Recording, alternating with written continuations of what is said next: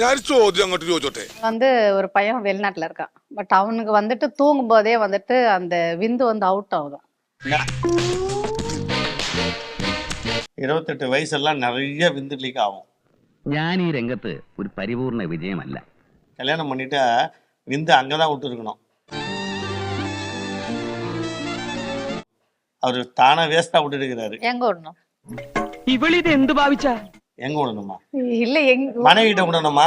அப்படி தெளிவா சொல்லுங்க. கல்யாணம் பண்ணா விந்து எங்க விடுவாங்க?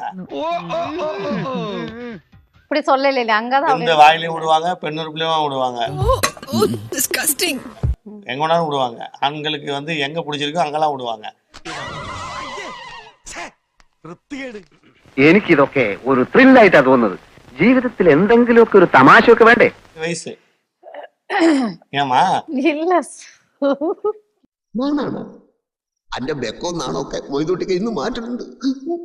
நிறைய பசங்கள் இயற்கையான முறையில தூங்கி ஏஞ்சி பார்ப்பாங்க.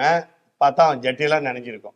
റോട്ടിൽ നിന്ന് എഴുന്നേറ്റ് നേരെ പൈപ്പിന്റെ മുട്ടി പോയിട്ട് മൂത്രം പോയ ജട്ടിയും കഴുകി നേരെ ആശുപത്രിയിലേക്ക് പോയി. ഓ ശിവനേ, அவனுக்கே தெரியாது. தெரிஞ்சு விடுறவங்களும் இருக்காங்க. அப்ப சொல்றேன், அவனுக்கே தெரியாது. എടോ കളിക്കാൻ അറിയില്ലെങ്കിൽ വരട്ടാനെങ്കിലും അറിയണം. இந்த மாஸ்டர்பேஷன் பண்றவங்களுக்கும் தானா லீக் ஆகும்.